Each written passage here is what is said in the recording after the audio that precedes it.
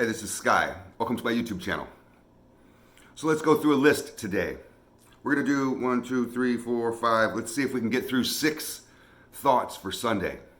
These are 6 things that I wrote down during my morning studies this morning. Hope you guys are staying up on your mind, body, and soul program. Study every morning, work out every day, pray every day, do something creative for yourself every day. Let's get into it. These are all kind of along the same lines, so you're going to kind of sense a theme here. Healing begins when we change the way we tell our story to ourselves.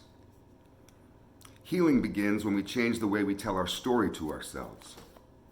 You know, we have a narrative that we run, a dialogue that we're constantly running, telling ourselves this story of the past, kind of identifying with trauma from the past, holding on to pain from the past. Healing begins when we start to change the way we tell our story. I can tell people I used to be this, I used to be that, and go through a list of negative things. I've been dumped, I've been rejected. I can go through all these things, but those are just bumps in the road. That's not all there is to me. That's not the whole story. That's only just part of it, and we leave out so much to tell ourselves these tales of trauma as if that's all that ever happened to us.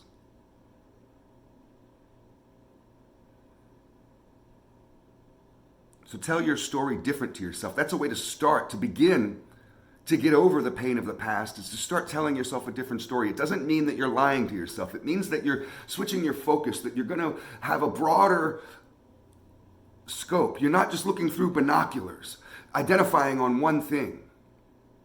You have that expansive view. It's the difference between concentration and awareness. Don't concentrate on the past, just be aware of it. Let's get to the next one. I don't want this list to be too long because I got shit to do today. Grief lives in the past. It breathes old memories. Right? Grief lives in the past. It breathes old memories. The old memories that you have, that you hold on to, memories of your ex, that fucked up relationship, the way she dogged you out, memories of that dude you were married to that used to beat you, whatever it is. That grief from the past, the fuel that, the fire that fuels that grief are just those memories that you're holding on to. So it doesn't mean that you brainwash yourself, that you forget your past. People have this scared animal kind of mentality where they feel like that they have to clutch desperately onto a trauma, to the pain, to the grief from the past in order so it never happens again. I don't ever want it to happen again. I don't ever want it to happen again. But you can't let that shit ruin your life. Now next one goes along with this. So if grief lives in the past, grace looks forward to the future. Grace looks forward to the future. So you can alter your mindset, switch your outlook. Outlook is everything. I talk about this so much. Switch your outlook from grief to grace. Grief and grace are in an eternal battle between each other in the existential realm of things. That's the battle between good and evil. Find grace. Let's go to the next one. What did you profit out of what you've been through? You can take that a few different ways, but this is how I take it. What did you profit out of what you've been through? So I look for the lesson. What lesson did that scar teach me?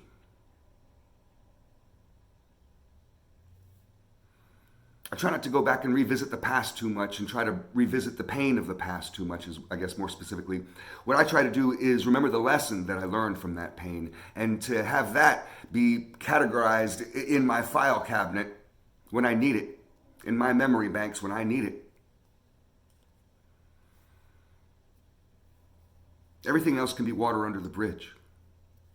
But the bridge, what gets you across from one side of the shore to the other, is that lesson. That's the structure that stays. Everything else is fluid. So let's go to the next one. I want to get through this list. Greatness is on the other side of sacrifice. Your greatness will be on the other side of your sacrifice. Now, what is sacrifice? Sacrifice is basically suffering, willingly going through suffering. I'm going to sacrifice this, which is a willingness to say, for example, I'm going to sacrifice my meal for you so you can eat. So I'm going to go hungry today for you to not go hungry. I'm willing to sacrifice that.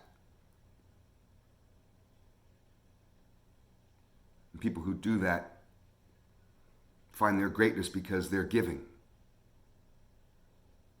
The giving nature is their greatness. Not putting themselves first before others is their greatness.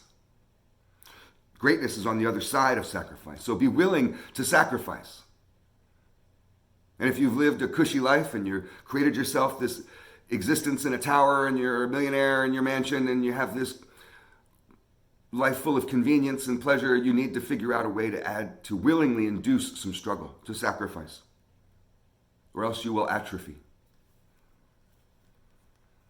Here's the last one. I think I got through this list pretty quick. We could have spent a lot more time on each one of these, but I just wanted to bust through this. You guys can think about each one of these things, and I encourage you to comment on any one of these topics that I'm bringing up and correct me if I'm not thinking about it right, or add to it if you can. That would be great. Here's the last one on this list for things to think about on Sunday. A long-term strategy will get you through temporary pain. How do you get through the worst? Through a long-term strategy with your life. How do you get through temporary pain? Is through a long-term strategy. How do you get through your wife breaking up with you? Is by having a long-term strategy in your life and staying true to that discipline every single day, the grind. That's for you, that's not for her, that's not for anybody. That's a pact between you and God to live up to your greatness, to live up to the vision that He has for you. Every single day you have a duty to do that shit. A long-term strategy will get you through temporary pain. You can't stop in your life because something fucked up happened. Temporary pain. Your mom dies. Your brother dies. Your husband dumps you, cheats on you and dumps you and leaves you. Penniless and broke. All of it is temporary.